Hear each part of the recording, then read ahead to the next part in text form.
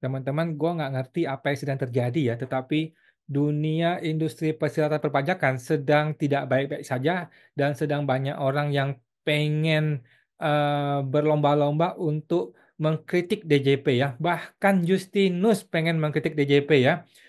IKPI yang selama ini tidak pernah mengkritik DJP menjadi mengkritik DJP. Pak Justinus, mantan pegawai DJP yang dikasih makan oleh DJP selama ini dan kemudian terus membuat video-video atau bahkan konten-konten yang mendukung DJP. Bahkan ketika DJP terpuruk, ketika DJP itu dihantam dengan berbagai argumen mengenai PPh 0,5% kemarin, dia bikin video untuk mendukung. Tapi kali ini Justinus loh bisa mengkritik DJP. Oke, tapi kita lihat teman-teman bagaimana kritikan Justinus. Dan lebih luar biasa lagi, ini muncul di websitenya IKPI, teman-teman ya. Luar biasa ya, kita respect sama Justinus, respect sama IKPI, bagaimana mereka bisa berbalik badan, berbalik arah. Dari yang tadinya mendukung secara membabi buta terhadap DJP, sekarang berani mengkritik DJP. Tetapi tentu saja, Justinus is Justinus. Dia selalu memberikan kritik tetapi membangun. Oke, mari kita lihat bagaimana kritikan Justinus ya. Mantan staf khusus Menteri Keuangan beri 8 solusi atasi kendala Cortex. Luar biasa ya, ada 8 solusi untuk menghadapi Cortex ya dari Pak Justinus dan dimuat di halaman websitenya IKPI, teman-teman ya. Apakah beliau ini anggota IKPI? Kita nggak tahu ya. Mungkin dia sudah jadi anggota IKPI, mungkin.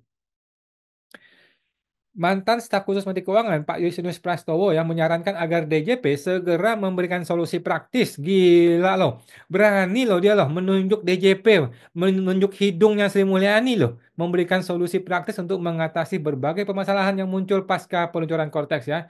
Sistem inti administrasi perpajakan yang resmi 1 Januari tersebut yang tidak baik-baik saja ya. Prastowo mengungkapkan bahwa dirinya menerima banyak keluhan, bukan cuma dirinya, kita semua mengeluh dan dikeluhkan ya teman-teman ya. Menurutnya, banyak petugas pajak yang belum dibekali dengan pedoman yang jelas atau solusi praktis terkait masalah yang timbul.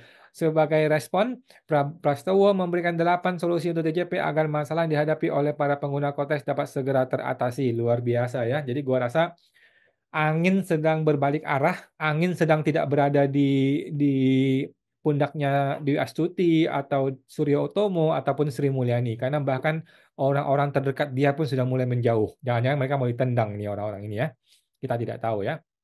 Nomor 1, permintaan maaf ya. DJP diminta untuk segera meminta maaf atas ketidaknyamanannya yang terjadi dan menghindari unggahan-unggahan yang tidak sensitif terhadap permasalahan yang ada ya. Tetapi kok malah Pak Luhut bikin unggahan yang mengancam wajib pajak, Pak? Yuk, Pak Justinus gimana dong ya? Jadi sampai hari ini teman-teman yang gue bikin video ini tidak ada permintaan maaf dari Sri Mulyani, orang yang menginisiasi yang namanya Cortex System. Oke, sampai hari ini tidak ada permintaan maaf dari Direktur Jenderal Pajak Suryo Utomo. Setahu gue ya, tidak ada permintaan maaf. Padahal mereka itulah yang selama ini menggembar-gemborkan Cortex, Cortex, Cortex, Cortex, Cortex, Cortex ya, yang ujung-ujungnya malah jadi core stress buat kita semua ya. Terima kasih Pak Justinus ya sudah berani mengkritik DJP ya. Mudah-mudahan izin konsultan dia tidak dicabut ya kalau dia sudah jadi konsultan pajak ya. Kemudian aktif menjemput masalah. DJP disarankan lebih aktif menanggapi keluhan dan komplain dari WP serta memberikan solusi dan panduan yang jelas. Jadi gini bos, ini tuh kekacauan sistem, kekacauan nasional, kekacauan dari ujung sampai ke bawah. Nggak bisa diperbaiki oleh DJP. Nggak bisa. Mesti kembali ke basic, back to basic. Blueprintnya mana? Kata Pak Linto di IWPI ya, mana blueprintnya? Kalau nggak ada blueprint, semua orang tuh nggak tahu ini barang mau dibawa kemana. Gitu loh. Lu perbaiki satu titik, muncul lagi masalah di situ. Lu perbaiki masalah titik, muncul lagi masalah di situ, di tempat lain gitu loh. Akhirnya terjadi kekacauan ini tim IT-nya pusing, lu bos-bos tuh maunya apa gitu loh. Oke? Jadi begitulah Pak Justinus ya. Jadi nggak semudah untuk menjemput masalah. Masalahnya mau diperbaiki gimana? Sudah kacau balau, sudah amburadul, mau diperbaiki gimana? Mau direset ulang semuanya? Jadi korupsi lu nggak boleh. Jadi temuan korupsi kalau begitu nggak boleh ya. Nomor 3, panduan untuk petugas lapangan. DJP perlu menyusun panduan yang memadai bagi petugas lapangan agar dapat memberikan respon yang tepat kepada WP serta melakukan sosialisasi yang berkelanjutan. Ini ide yang bagus. Tapi kalau gua jadi direktur jenderal pajak, gua juga bingung bagaimana mengarahkan kepada petugas lapangan. AR ada 24.000 kalau nggak salah ya. 24.000 AR, gimana caranya briefing mereka? Gua aja nggak ngerti kata si bos DJP. Dia aja nggak ngerti bagaimana solusi atas masalahnya. Gimana? Aduh. Nomor 4, laman atau kanal pengaduan. Udahlah ya, kita nggak usah bahas mengenai pengaduan ya, omong kosong pengaduan DJP ya, nggak usah dibahas lah ya. Nomor 5, update berkala.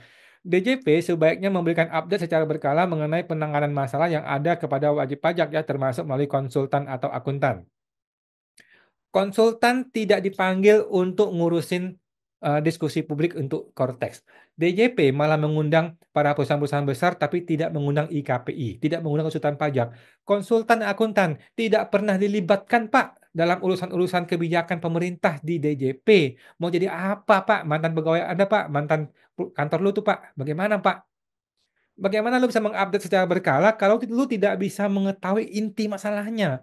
Lu tidak bisa mengetahui eh, akar masalahnya. Akar masalahnya adalah ini ada orang mau bikin proyek baru, mau bikin sistem yang baru, yang canggih, tetapi tidak punya blueprint, tidak punya master plan. Maunya bagaimana? Oke, master plan-nya haruslah berdasarkan kepada kepraktisan dan kesederhanaan dan kemudahan. Tetapi Cortex justru bikin core stress, justru dipersulit, diperrumit, dibikin terlalu banyak step by step-nya, terlalu banyak fiturnya, terlalu banyak klik-klikannya. Makin pusing, Pak. Jadi gua udah nggak ngerti lagi ini cara Cortex ini. Ini kalau nggak dipecat si bos-bos DJP udahlah pusing kita. Nggak ngerti gua gimana cara perbaikinya. Ini harus dibersihkan nih semua ini ya. Jadi dari pusatnya, dari menterinya, kemudian kepala DJP-nya, tim IT dibersihkan semuanya. Baru kembali ke basic, back to basic. Bikinlah aplikasi yang sederhana, yang benar, yang simple, yang mudah. Semua orang terbantu, kita akan terbantu, orang di kantor pajak juga terbantu, semua terbantu, Pak. Pak Yusinus. Oke, gimana kalau Pak Justinus kita panggil jadi ketua DJP, jadi Dirjen DJP 1, mau nggak? Gua rasa Pak Justinus orang yang tepat untuk jadi DJP 1 ya, karena Pak Justinus adalah orang yang berorientasi pada solusi. Dia bukan orang berorientasi pada meribetkan wajib pajak. Oke. Nomor 6, alternatif solusi. DJP diharapkan menyiapkan alternatif solusi terutama terkait faktur pajak dan registrasi seperti dengan parallel run SI DJP. Sulit, Pak, sulit ya, karena gini, ini sistem nggak bisa campur aduk, nggak bisa ya, karena si Sri Mulyani sudah memutuskan kita maunya proyek baru, budget baru, duit baru. Dia maunya begitu. Dia tidak mau ini bergabung ke DJP online. Sebuah keputusan yang sangat-sangat bodoh, yang sangat-sangat busuk menurut kita ya. Tetapi sudah terjadi.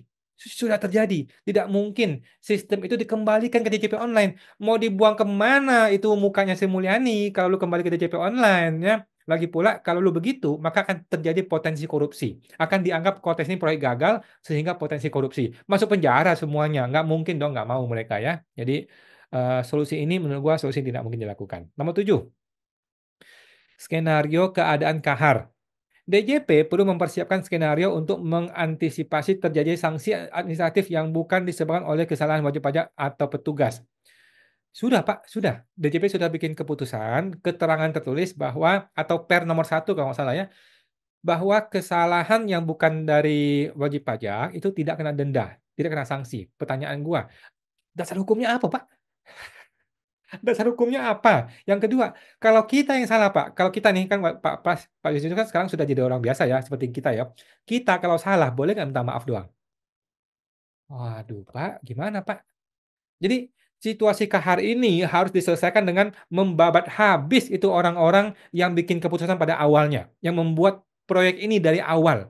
Mereka itulah harus dilepaskan dulu dari DJP karena mereka ini beban bagi DJP. Karena mereka ini maunya ini barang tetap dilanjutkan dengan segala kerusakannya, dengan segala kebrok-brokannya Cortex ini.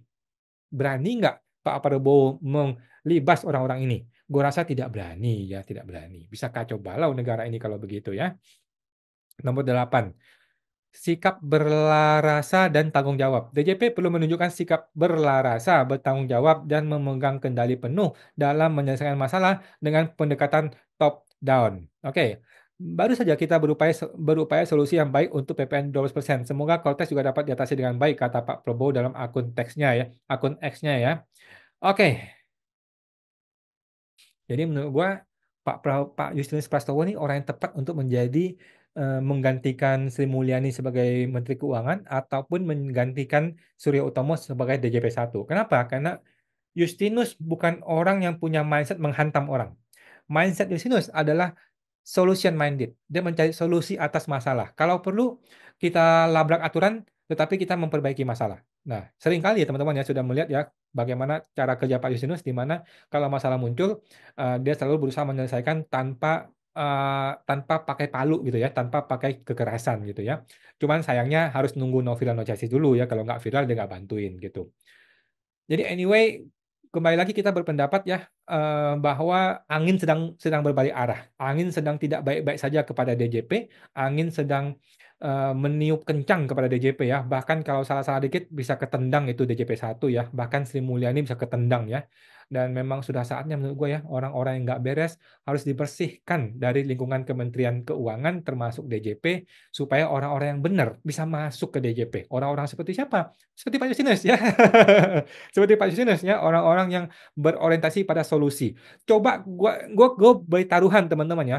Coba Pak Justinus dipanggil kembali ke DJP. 1 minggu ini barang beres. Oke, gue main taruhan. Ya, pakai Pocari Sweat. Ya. Kalau Pak Justinus dipanggil kembali ke DJP ya, 1 minggu ini barang beres. Selesai. Kontes kita matiin semua, kita kembali ke DJP online, berjalan seperti semula. Beres. Nunggu 6 bulan, kontes sudah dibenerin, kita kembali ke kontes. Beres. Itu solusinya. Gampang kok. Tapi apakah berani DJP melakukan seperti itu? Mau dibuang kemana tuh muka Sri Mulyani? Mau dilempar kemana tuh muka Surya Utomo? Kalau sampai kontes harus ditunda atau dibatalkan atau dihilangkan atau kembali di DJP online. Ya, tetapi orang seperti Justinus lah harapan kita menurut gua teman-teman ya. Dia berani bahkan dia dia orang gini loh. Dia orang yang nggak apa-apa gue tahan malu, tapi masalah beres. Nah, berbeda dengan Sri Mulyani, orang ini nggak punya rasa malu.